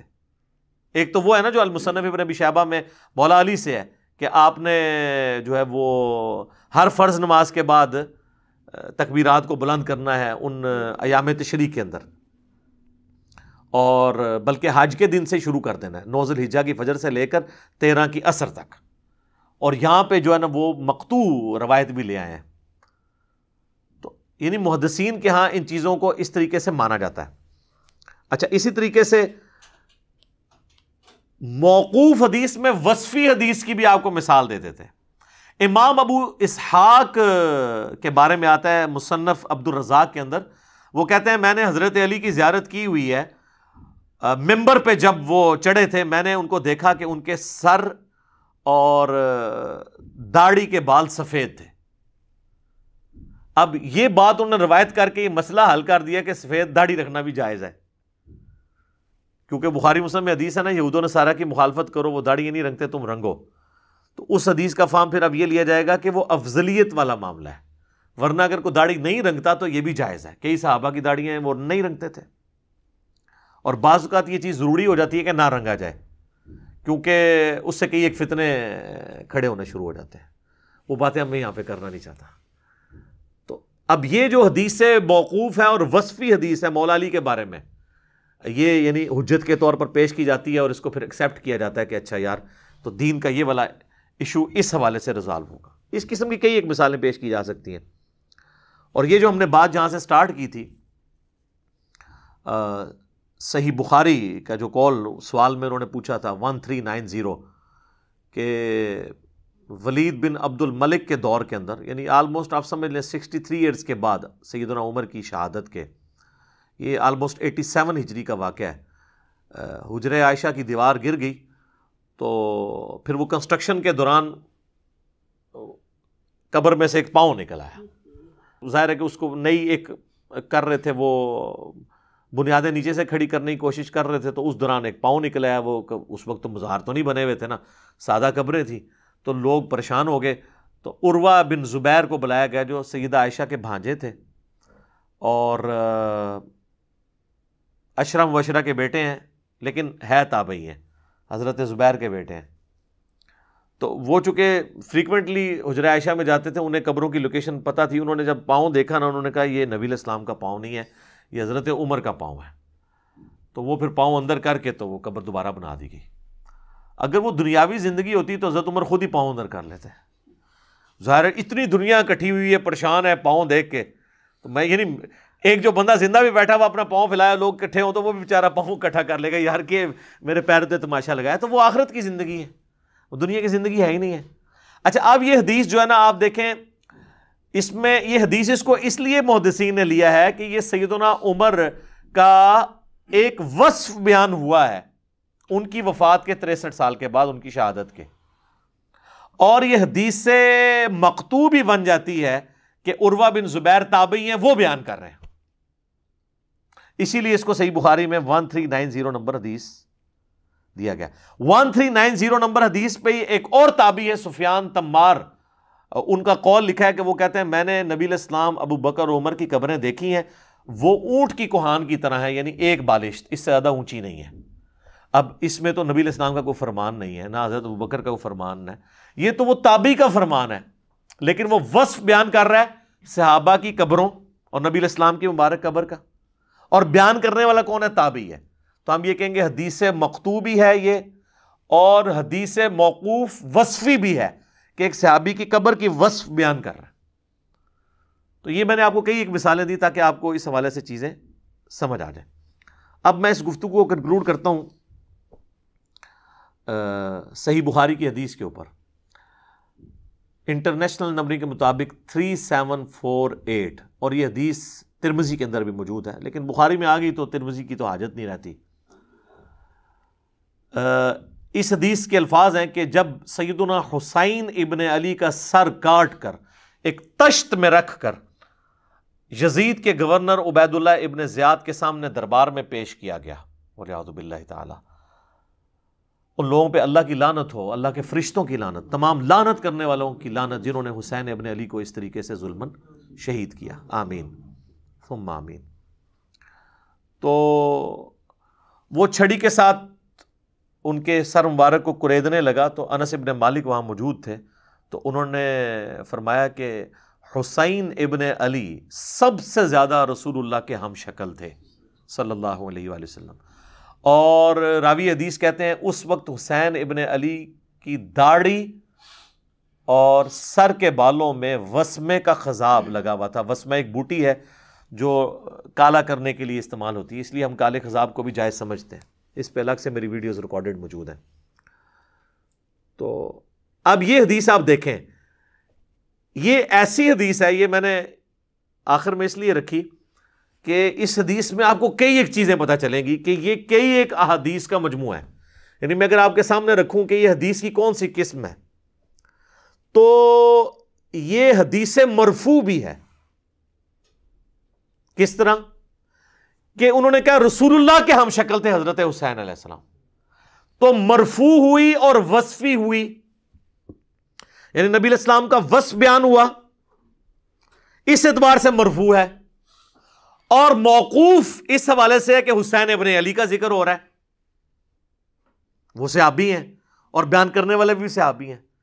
موقوف بھی ہے اور موقوف وصفی بھی ہے کہ حضرت حسین کا وصف بیان ہوا ہے، اور موقوف قولی بھی ہے کہ انس ابن مالک کا اپنا قول بھی ہے۔ تو کئی ایک حدیثیں ایک کے اندر جمع ہو گئی، اور سب سے بڑی بات امام بخاری نے یہاں لکھا ہے حسین علیہ السلام، جو آپ کے مولویوں نے اسلام 360 میں آپ جا کے دیکھ لیں، عربی میں تو لکھا ہوا ہے حسین علیہ السلام، اردو ترجمے میں لکھا ہے حسین رضی اللہ عنہ۔ یہ علیہ السلام کا ترجمہ رضی اللہ عنہ کہاں سے ہو گیا؟ تو یہ کہتے ہیں علماء نے خدمت کی ہے، یہ خدمت کی ہے انہوں نے، یعنی تحریف کر دی ہے، علماء یہود کا کردار ادا کیا۔ ہمیں لوگ پھر کہہ رہے ہوتے ہیں جی وہ ہم نے 3748 کھولی حدیث بخاری کی، علیہ السلام نہیں ملا، کتوں ملنا ہے، مولوی بڑے ہے۔ بھائی اس کو برا نہیں ماننا، ایک مثال کے طور پہ اگر کوئی کنواں ناپاک ہو جائے نا تو صرف وہاں سے 20 ڈول نہیں نکالنے ہوتے، جو کتا گرا ہوا ہوتا ہے نا اس کو بھی نکال کے باہر پھینکنا ہوتا ہے، پھر 20 ڈول نکالنے سے وہ کنواں پاک ہوتا ہے۔ اگر کتا بیچ میں ہی رہے تو آپ 200 ڈول بھی نکالیں، وہ بدبو تو نہیں مرے گی۔ تو مسلم شریف سے، بخاری شریف سے مولانا شریف کو باہر نکالنا ہوگا آپ نے، پھر آپ کو پتہ چلے گا کہ بخاری مسلم میں کیا لکھا ہے۔ کئی لوگ کہتے ہیں جی وہ تو بخاری میں تو یہ لکھا ہوا ہے، وہ پتہ چلتا ہے حاشیے میں لکھا ہوا ہے، وہ مولانا شریف ہوتا ہے، بخاری شریف نہیں ہوتی، وہ مسلم شریف میں مولانا شریف داخل ہوتے ہیں۔ sunna.com اہل حدیث کی ایک سائٹ ہے جس پہ آن لائن کتابیں رکھی ہوئی ہیں ساری، اردو میں اور انگلش میں، اس میں آپ چلے جائیں، بخاری 3748 کھولیں، عربی اور انگلش اور اردو ترجمہ بھی ہے۔ آپ عربی میں دیکھیں لکھا ہوگا برأس الحسین علیہ السلام، حسین علیہ السلام کا سر، اور ساتھ ہی ترجمے میں آپ دیکھیں اردو میں لکھا ہوگا حسین رضی اللہ عنہ۔ تو پھر جب ہم علیہ السلام کہتے ہیں یہ تو پیغمبروں والا ہے، ٹھیک ہے، تو پھر ہم ان سے یہ ریکویسٹ کریں گے کہ آپ کتابوں کے دین کو فالو کریں، اور علیہ السلام کے اوپر میرے الگ سے کلپ ریکارڈڈ موجود ہے جس میں نے کئی ایک دلائل دیے ہیں علیہ السلام کے حوالے سے۔ ہم آپس میں تو ایک دوسرے کو علیہ السلام ہی کہتے ہیں، السلام علیکم، نماز میں خود اپنے آپ کو علیہ السلام کہتے ہیں، السلام علینا وعلی عباد اللہ الصالحین، اپنے مروں کو سلام ہی کہتے ہیں جا کے قبرستان کے اوپر، اور قبر رسول پہ کیا عرض کرتے ہیں، السلام علیکہ یا رسول اللہ، پھر کیا رضی اللہ عنہ یا ابا بکر، یا السلام علیکہ یا ابا بکر، السلام علیکہ یا ابا بکر، السلام علیکہ یا عمر۔ تو صحابہ کا عمل ہے۔ مصنف ابن ابی شیبہ میں، سنن الکبریٰ البیہقی کے اندر، الموطا امام مالک میں، فضل الصلاۃ علی النبی میں، 4 کتابوں میں یہ عبداللہ بن عمر کا عمل موجود ہے کہ وہ اس طریقے سے سلام عرض کیا کرتے تھے روضہ شریف پہ حاضر ہو کے۔ تو یہ میں اس پوری گفتگو کو سمیٹتا ہوں کہ حدیث کا ورڈ قرآن کے لیے بھی یوز ہوا ہے، حدیث کا ورڈ نبی علیہ السلام کے فرامین کے لیے یوز ہوا ہے، حدیث کا ورڈ صحابہ کے فرامین کے لیے یوز ہوا ہے، حدیث کا ورڈ جو ہے وہ تابعین اور تبع تابعین کے فرامین کے لیے بھی یوز ہوا ہے، اور صرف فرامین نہیں، ان کے اقوال نہیں بلکہ ان کے اعمال اور افعال کے لیے بھی، اور ان کے سامنے کوئی عمل ہوا اور انہوں نے اس پہ ناراضگی کا اظہار نہیں کیا اس کے لیے بھی، اور ان کے بارے میں بھی، ان کے وصف کے بیان کے اعتبار سے بھی۔ تو تین مین کیٹیگری ہوگی، حدیث مرفوع نبی علیہ السلام، حدیث موقوف صحابہ کرام، اور حدیث مقطوع تابعین اور تبع تابعین۔ اور پھر ہر کیٹیگری کے اندر چار چار اقسام ہیں، یا تو وہ نبی علیہ السلام کا فرمان ہوگا، یا آپ کا عمل ہوگا، یا آپ کے سامنے کوئی عمل ہوا اور آپ خاموش رہے، اور یا آپ کا کوئی وصف بیان ہو رہا ہوگا۔ حدیث قولی، حدیث فعلی، حدیث تقریری اور حدیث وصفی۔ اور سیم چیز یہ صحابہ اور تابعین کے بارے میں بھی، اور خصوصاً خلفائے راشدین کے بارے میں۔ لہذا اگر آپ کو کوئی مسئلہ ہو رہا ہو نا تو آپ فاسألوا اہل الذکر ان کنتم لا تعلمون، اگر تم جانتے نہیں ہو تو اہل علم سے پوچھ لو۔ کیونکہ ہم یہ زیادہ مسئلہ کھڑا ہوا جب ہمارے کربلا والے ریسرچ پیپر کے اندر بھی نا وہ کہتے ہیں یہ تاریخی واقعات ہیں جو آپ اس میں جمع کر رہے ہیں، تو یہ مسلم شریف جو ہے وہ تاریخ کی کتاب تو نہیں، حدیث کی کتاب ہے، اور تاریخ بیان کرتی ہے۔ اس اعتبار سے تو قرآن میں بھی تاریخ بیان ہوئی ہے۔ حضرت یوسف علیہ السلام کی پوری بایوگرافی کیا ہے؟ حضرت یوسف کی تاریخ ہے۔ ایک سوال ہوا تھا کہ حضرت یوسف علیہ السلام کے آباء و اجداد کا تو مسکن تھا شام، یہ بنی اسرائیل جو ہیں وہ مصر میں کیسے پہنچ گئے؟ تو اس کے جواب میں پورے سورہ یوسف نازل ہوئی کہ اس طرح وہ پہنچے تھے، تو تاریخ بیان ہوئی۔ حضرت موسیٰ علیہ السلام کی تو اتنی ڈیٹیل تاریخ بیان ہوئی ہے، کتنے واقعات بیان ہوئے ہیں۔ تو اس طرح احادیث کے اندر بھی تاریخ، نبی علیہ السلام کے مبارک زمانے کی تاریخ، صحابہ کے زمانے کی تاریخ، ایون تابعین کے زمانے میں بھی جو تاریخ ہے وہ بیان کی ہے، اور انہی اسناد کے ساتھ بیان ہوئی ہے۔ اب چونکہ اسناد وہی ہے تو اس پہ حدیث کا ورڈ ہی بولا جائے گا، اسے آپ یہ تاریخ نہیں کہیں گے، اور محدثین اسے حدیث ہی شمار کرتے ہیں، اور اس کی نمبرنگ حدیث کے اوپر ہی ہوتی ہے۔ مثلاً یہ جو صحیح مسلم کی حدیث ہے 4776 کہ عبد الرحمن بن عبد رب کعبہ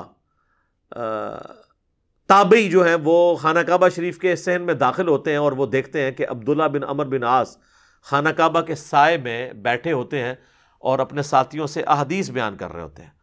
وہ بھی جا کے بیٹھ جاتے ہیں تابعی، تو وہ حدیث بیان کرتے ہیں اطاعت امیر کے اوپر، کہ نبی علیہ السلام نے ہمیں اس کی تلقین کی تھی کہ اپنے امیر کی اطاعت کرنی ہے ہر حال میں۔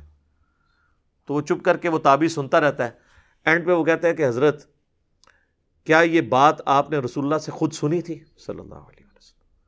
وہ کہتے ہیں ہاں، میری آنکھوں نے نبی علیہ السلام کو دیکھا، میرے کانوں نے سنا، میرے دل نے آپ کی بات یاد رکھی، یعنی حدیث مرفوع ہوگی۔ پھر وہ تابعی کہتا ہے کہ آپ تو ہمیں اطاعت امیر کا حکم دے رہے ہیں، جبکہ آپ کے چچا کا لڑکا معاویہ ابن ابی سفیان جو ہمارے اس وقت حکمران بھی ہیں، وہ تو ہمیں حکم دیتے ہیں کہ ہم لوگوں کو ناحق قتل کریں، اپنوں کو، اور اپنوں کا مال لوٹیں۔ اب یہی کام دو سب سے بڑے ہو سکتے ہیں نا حقوق العباد میں، کہ قتل ناحق اور کسی کا مال حرام طریقے سے ہڑپ کرنا، جبکہ اللہ تو قرآن میں سورہ نساء کی آیت نمبر 29 وہ تلاوت کرتا ہے تابعی، کہ اللہ تعالیٰ فرماتا ہے مت اپنوں کو قتل کرو اور نہ مال ناحق طریقے سے ہڑپ کرو۔ تو اب عبداللہ بن عمر بن عاص جو ہے نا اس بات کو سن کے نا خاموش ہو جاتے ہیں تھوڑی دیر کے لیے، پھر وہ سر اٹھا کے کہتے ہیں کہ معاویہ کی اطاعت کرو ان کاموں میں جس میں وہ اللہ کے حکم کے مطابق حکم دے، اور جس میں وہ اللہ کی نافرمانی کا کہیں تم معاویہ کی نافرمانی کرو۔ اب یہ حدیث آئی ہے تو اب پوری کی پوری آل امیہ اکھڑتی تھی اس حدیث سے، کہتے ہیں جی یہ حدیث کہاں سے ہوئی، اس میں نبی علیہ السلام کا کون سا فرمان ہے؟ سر نبی علیہ السلام کا فرمان موجود ہے نا اس کے اندر، اطاعت امیر۔ اچھا، اگلا اس تابعی نے جو کراس کوشچننگ کی ہے وہ کس بنیاد کے اوپر کی ہے کہ آپ اطاعت امیر کے اوپر حدیثیں سنا رہے ہیں اور ہمارا حکمران تو ہمارے ساتھ یہ کر رہا ہے؟ تو وہ صحابی جو ہیں اس کے اوپر رسپانس کرتے ہیں کہ اس کی بات نہ مانو تو حدیث موقوف بھی ہوگی، اور تابعی کا پوچھنا سوال کرنا حدیث مکتوب ہی ہو گئی. تو یہ ساری کی ساری چیزیں اس کے اندر جمع ہو جاتی ہیں. لہذا احادیث کے اندر صرف سنگل آؤٹ کوئی ایک فرمان نہیں ہوتا، بلکہ وہ پورے واقعے کو سمویا ہوتا ہے. اسی طریقے سے صحیح بخاری میں آتا ہے، وہ بھی ہم نے اپنے پمفلٹ میں ڈالی ہے. جنگ جمل کے لیے جب سیدہ عائشہ جو ہے وہ بصرہ کی طرف روانہ ہوتی ہیں تو حضرت عمار ابن یاسر کو مولا علی بھیجتے ہیں اپنے بیٹے حسن ابن علی کے ساتھ. تو بخاری کے الفاظ ہیں، وہ کوفے کے ممبر پہ چڑھتے ہیں اور احترام دیکھیں، حضرت حسن جو ان کے پوتوں کی عمر کے ہیں، کیونکہ آلموسٹ 90 ایئرز ایج ہو چکی تھی عمار ابن یاسر کی. تو حسن ابن علی تو راؤنڈ اباؤٹ اس وقت آپ سمجھ لیں ان کی عمر بڑی مشکل سے جو ہے وہ 35 کے قریب ہوگی. تو حسن ابن علی کو وہ ممبر کے اوپر والے حصے پہ بٹھاتے ہیں اور خود نیچے کھڑے ہو کے خطبہ دیتے ہیں. بخاری کے الفاظ ہیں، عمار ابن یاسر کہتے ہیں کہ دیکھو لوگوں، سیدہ عائشہ جو ہیں وہ بصرہ سے روانہ ہو چکی ہیں، وہ دنیا اور آخرت میں تمہارے نبی کی بیوی ہے. اللہ اکبر، احترام نہیں کام کیا. لیکن اللہ نے تمہیں آزمائش میں ڈالا ہے کہ تم اللہ کی اطاعت کرتے ہو یا عائشہ کی اطاعت کرتے ہو، کیونکہ امیر المومنین کا حکم ماننا اللہ کی اطاعت ہے. یا ایھا الذین آمنوا اطیعوا اللہ و اطیعوا الرسول و اولی الامر منکم. اس کے تحت اب امام بخاری اس حدیث کو نا سیدہ عائشہ کے فضائل کے چیپٹر میں لے کے آئے ہیں. آپ تو حضرت عائشہ کے فضائل بھی جو ہے نا بغیر کربلا کے پڑھ نہیں سکتے، بغیر جنگ جمل صفین اور نہروان کے پڑھ نہیں سکتے. اب یہ لوگ ہوتے ہیں نا ناسبی، تو یہ امام بخاری کو مشورہ دیتے ہیں کہ حضرت اتنی لمبی حدیث کیا لکھنے کی ضرورت ہے، آپ بس اتنا لکھ لیں کہ عمار ابن یاسر نے خطبہ دیا اور انہوں نے فرمایا کہ عائشہ دنیا اور آخرت میں تمہارے نبی کی بیوی ہے، تو ان کا مسئلہ بھی حل ہو جاتا. لیکن یہ اس صورت میں ہوتا جب آپ امام بخاری کو ریال لگاتے اور وہ ریال خور بھی ہوتے. آپ کے لگانے سے بھی انہوں نے ریال خور نہیں ہونا تھا. تو اب وہ کہتے ہیں یار یہ حدیثیں جو بیان کر رہے ہیں، او بھائی آپ بھی جتنی حدیثیں بیان کر رہے ہو نا، تاریخ اس کے اندر گوندھی ہوئی ہے. اور حدیث تو چھوڑ دیں، قرآن کے اندر تاریخ گوندھی ہوئی ہے. بات ہے سند کی. ہم جو تاریخ کو کنڈیم کر رہے ہوتے ہیں وہ اس تاریخ کو کر رہے ہوتے ہیں جو بغیر سند کے آ رہی ہو. تاریخ کا انکار تو کفر ہو سکتا ہے اگر وہ تاریخ قرآن کے اندر اور متواتر احادیث کے اندر آئی ہے. تاریخ قرآن و حدیث کی طرح حجت ہے، کیونکہ قرآن و حدیث ہی تاریخ بیان کرتا ہے نا. تو وہ کہتے ہیں جی وہ اس میں تو حدیث ہی کوئی نہیں ہے. اب اس میں حدیث ہو گئی نا، اس اعتبار سے کہ حدیث سے موقوف ہوگی. سیدہ عائشہ کے بارے میں عمار ابن یاسر کہہ رہے ہیں وہ دنیا اور آخرت میں رسول اللہ کی بیوی ہیں. انہوں نے یہ نہیں کہا کہ میں نے نبی علیہ السلام سے سنا ہے، یہ مرفوع حدیث پھر بھی نہیں ہے. ہم حضرت عائشہ کو دنیا اور آخرت میں حضور کی بیوی مان رہے ہیں عمار ابن یاسر کے کہنے پہ کہ یقیناً یہ غیبی خبر رسول اللہ سے ان کو پتہ چلی ہوگی، نہ بھی وہ کہیں. ٹھیک ہے. اور پھر صرف اس کو نہیں ماننا، پھر وہ حدیث موقوف کا وہ حصہ بھی ماننا ہے کہ اللہ نے تمہیں آزمائش میں ڈالا ہے کہ تم نے عائشہ کی اطاعت کرنی ہے یا اللہ کی اطاعت کرنی ہے. تو یہ جتنی بھی احادیث ہیں آپ یہ دیکھیں، موقوف، مقطوع، مرفوع، یہ گندی ہوئی ہوتی ہیں ایک دوسرے کے اندر. بخاری مسلم میں یہ جو حدیث ہے جو بخاری میں 2812 ہے، عبداللہ بن عباس کا بیٹا علی، ان کے بیٹے کا نام بھی علی ہے. عبداللہ ابن عباس اپنے ایک شاگرد کو، اپنے بیٹے کو، دونوں کو بھیجتے ہیں اور کہتے ہیں جاؤ ابو سعید خدری کے پاس جا کے نا ان سے حدیث سنو ان کی. تو یہ تو اس کو تاریخ ہی مانیں گے. عبداللہ ابن عباس کہہ رہے ہیں حدیث سنو جا کے. اچھا، اب ابو سعید خدری تو 7 صحابہ میں سے ہیں جنہوں نے سب سے زیادہ حدیثیں روایت کی ہیں. حضرت ابو ہریرہ، عبداللہ بن عمر، انس بن مالک، اما عائشہ، جابر بن عبداللہ، عبداللہ بن عباس اور ابو سعید خدری، یہ 7 صحابہ ہیں جنہوں نے سب سے زیادہ حدیثیں روایت کی ہیں. ان میں سے ابو سعید خدری ہیں. اور عبداللہ بن عباس اپنے بیٹے کو ایک تابعی کے ساتھ بھیج رہے ہیں، وہ بیٹا بھی تابعی ہے، کہ جاؤ ابو سعید خدری سے حدیث سنو. بھئی بتانا تو چاہیے تھا کون سی حدیث. یا تو کہتے ہیں نا کہ وہ حدیثیں جو بیان کرنا منع ہے، یا وہ حدیثیں جس سے مخالفین کو سپورٹ ہوتی ہے. انہوں نے مطلق کہا کہ جا کے حدیث سنو. اور ادھر ابو سعید خدری جو ہے وہ اپنے باغ میں جو ہے وہ کر رہے تھے، پانی لگا رہے تھے پودوں کو. تو انہوں نے کہا ہم آپ سے آپ کی حدیث سننے آئے ہیں. آپ ابو سعید خدری کو تو بے شمار حدیثیں یاد ہیں. کوئی یہ نہیں ہے کہ وہ ٹیکسٹ میسج یا واٹس ایپ کر دیا تھا عبداللہ بن عباس نے کہ اے علی سنانی جینو، کچھ بھی نہیں تھا. وہ بھی تیار بیٹھے تھے، ان کا بیٹا بیٹھو میں تمہیں حدیث سناتا ہوں اپنی. منو تے ہزاراں حدیثاں یاد نے، انہاں کہ حدیث جیڑی سنانی ہے وہ ہے جیڑی منع ہو جانی بعد وچ، تے انجینئر صاحب نے سنا کے گالاں کھاڑیاں نے. تو وہ کہتے ہیں کہ خندق کا موقع تھا یا مسجد نبوی کی تعمیر کا موقع تھا، باقی اصحاب ایک ایک پتھر اٹھا کے لا رہے تھے اور حضرت عمار ابن یاسر نے 2 پتھر اٹھائے ہوئے تھے. اتنا جوش، یہ ایمان ہے. تو نبی علیہ السلام نے اپنے مبارک ہاتھوں سے ان کے داڑھی اور سر کے بالوں سے مٹی جھاڑی اور کہا وائے عمار، افسوس عمار ابن سمیہ، اے سمیہ کے بیٹے، یعنی تو اسلام کے لیے اتنی قربانیاں کر رہا ہے. اور کیا قربانی کی کہ اسلام کے پہلے شہید ہی ان کے ماں باپ ہیں، سیدنا یاسر اور سیدہ سمیہ. تجھے ایک باغی جماعت قتل کرے گی، تو انہیں اللہ اور جنت کی طرف بلا رہا ہوگا اور وہ جماعت دوزخ کی طرف بلا رہی ہوگی. تو عمار بن یاسر کہتے ہیں اے اللہ میں اس فتنے سے تیری پناہ میں آتا ہوں. اور وہ فتنے سے پناہ میں آئے، آخری وقت تک حضرت علی کے ساتھ رہے ہیں. تو اب کوئی کہ جی دیکھیں جی حضرت عمار بن یاسر کے بارے میں یہ حدیث تو اب یہ تو حدیث مرفوع ہے کہ نبی علیہ السلام نے فرمایا ہے.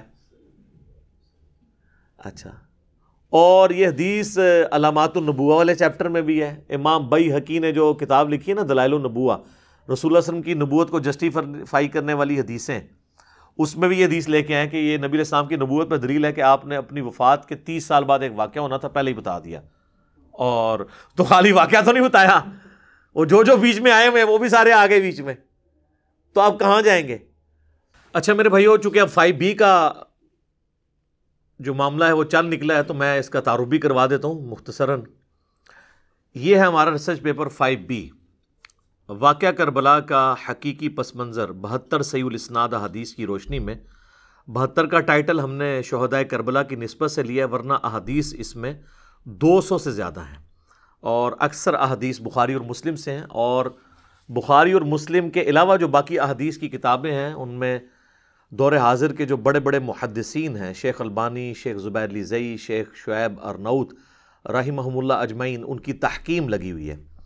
اور یہ اللہ کے فضل سے سب سے پہلے میں نے عربی میں لکھا، اس کا پھر اردو ترجمہ ہوا، پھر ہندی ترجمہ اور پھر انگلش ترجمہ. اس میں نے بڑے بڑے 6 ٹاپکس کور کیے ہیں اور احادیث لی ہیں. اب تو آپ کو حدیث کا مطلب سمجھ آ گیا ہوگا کہ حدیث کا مطلب ہے کیا. تو کوئی حکمرانوں کی لکھوائی ہوئی تاریخ نہیں ہے آل امیہ اور آل عباس کی. اس میں جو 6 بڑے بڑے ٹاپک کور کیے ہیں ان میں پہلا تھا منہج نبی صلی اللہ علیہ وآلہ وسلم پر قائم خلافت راشدہ کی صحیح مدت کتنی تھی اور خلافت کے اہل حقیقی خلفائے راشدین کون تھے، یعنی سیدنا ابو بکر، عمر، عثمان و علی اور حسن ابن علی رضی اللہ عنہم اجمعین وعلیہم السلام اجمعین.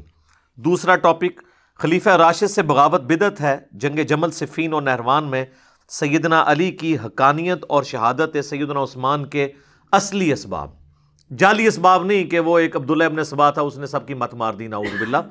آل امیہ کو بچانے کے لیے احادیث سے میں نے بتایا کہ یہ آل امیہ سبب بنی ہے. تیسرا ٹاپک رسول اللہ صلی اللہ علیہ وآلہ وسلم نے اپنی وفات سے 1 مہینہ قبل مستقبل میں ہونے والے حکومتی بگاڑ سے متعلق غیبی خبریں دے دی تھیں. چوتھا ٹاپک چوتھے خلیفہ راشد سیدنا علی کے فضائل کا بیان اور ان پر ممبروں سے لعنت کرنے کی بدعت کب اور کس نے ایجاد کی. پانچواں ٹاپک حضرت معاویہ رضی اللہ تعالیٰ عنہ کو حکومت مل جانے کے بعد سے بتدریج امت پر کیسی ملوکیت مسلط ہوئی اور اس کا بھیانک نتیجہ کیا نکلا. اور چھٹا ٹاپک سیدنا حسین رضی اللہ تعالیٰ عنہ علیہ السلام کے فضائل کا بیان اور یزید ابن معاویہ کی ملوکیت میں اس کے گورنر عبید اللہ ابن زیاد کے ذریعے مظلومانہ شہادت. یہ 6 ٹاپکس کور کیے ہیں. 200 احادیث کم از کم اس کے اندر ہیں، بلکہ اس سے زیادہ ہی ہیں. مثلا 33 نمبر کے اوپر غدیر خم کے کم از کم میں نے 8 طرق اس میں لیے ہیں. نمبر 1 دیا ہے لیکن احادیث جو ہیں وہ 8 مختلف طرق اس کے جمع کیے ہیں. تو یہ آپ ہماری ویب سائٹ اہل سنت پاک.com سے فری ڈاؤن لوڈ کریں. ریسرچ پیپرز والے پورشن میں جا کے 5B ریسرچ پیپر اردو میں بھی کر سکتے ہیں، عربی میں بھی، انگلش میں بھی، ہندی میں بھی. ہارڈ کاپی بالکل مفت منگوا سکتے ہیں. اور صرف یہ نہیں بلکہ اس کے ساتھ 8 ریسرچ پیپرز اور ہیں، کل 9 ریسرچ پیپرز اور 3 اذکار کارڈ. 12 کا پیکج آپ ہماری اکیڈمی میں صبح 9 سے لے کر شام 5 بجے تک رابطہ کریں. ہماری اکیڈمی کا نمبر ہے +923215900162. پاکستان میں کریں گے تو 032159000162. لیکن ڈاک صرف پاکستان میں بھیجیں گے. واٹس ایپ انٹرٹین نہیں ہوگا, کال کرنی ہوگی اور ٹیکسٹ میسج بھیجنا ہوگا. تو انشاءاللہ TCS آپ کے گھر کروائیں گے. TCS کا آپ کو خرچہ دینا ہوگا 300 روپیز. تو انشاءاللہ تعالیٰ یہ 12 کا پیکج آپ کے گھر آ جائے گا. تو آپ یہ پڑھیں تو آپ کو پھر پتہ چلے گا کہ یہ بھی احادیث ہیں جو اگنور کی گئی تھی. اس مکتب فکر کی طرف سے بھی جو اپنے آپ کو حدیث کا چیمپئن سمجھتا تھا. تو اللہ کے فضل سے ہم نے حقائق کھول کر پبلک کے سامنے رکھ دی ہیں الحمدللہ. تو یہ جتنی حدیثیں ہیں نا یہ تاریخ کے ساتھ گوندھی ہوئی ہیں. لہٰذا نبی علیہ السلام کا فرمان ہو, صحابی کا فرمان ہو, تابعی کا فرمان ہو, یا ان کے اپنے افعال ہوں, یا وہ کوئی وصف ٹرانسفر کر رہے ہوں, وہ سب کے سب احادیث کی کیٹیگری میں فال کرتے ہیں. اس کے لیے حدیث کا لفظ ہی بولا جاتا ہے. تو میرا خیال ہے اب آندہ انشاءاللہ کوئی پوچھے گا نہیں کہ یہ حدیث نمبر اس کو کیوں لکھا ہوا ہے. میں نے حدیث کا بتا دیا. اور اب آپ اپنے علماء سے پوچھیں کہ وہ بیچارے خود کہاں علم حدیث حاصل کرتے رہے اور آپ کو انہوں نے کیوں نہیں یہ بات بتائی. آپ تو پہلی بار سن رہے ہیں کہ یہ ساری چیزیں احادیث کی کیٹیگری میں فال کرتے ہیں. آپ کی قسمت اچھی ہے کہ اذانیں شروع ہو گئی ہیں, ورنہ تو میں پھر پورا 5B تواڈے کو لگا دینا سی کربلا والا ریسرچ پیپر. تو اللہ تعالیٰ سے دعا ہے کہ جو حق بات میں نے کہی اللہ تعالیٰ ہمارے دلوں میں راسخ فرمائے. اگر جس بات میں میرے منہ سے کوئی غلط بات نکل گئی تو اللہ تعالیٰ ہمارے دلوں سے اسے دھو دے, ہمیں معاف بھی فرما دے, ہمیں کتاب و سنت کی تعلیمات پر عمل کر کے دوسرے بھائیوں تک پہنچانے کی توفیق عطا فرمائے. سبحانک اللہم و بحمدک اشہد ان لا الہ الا انت استغفرک و اتوب الیک وما علینا الا البلاغ المبین. جزاکم اللہ خیرا.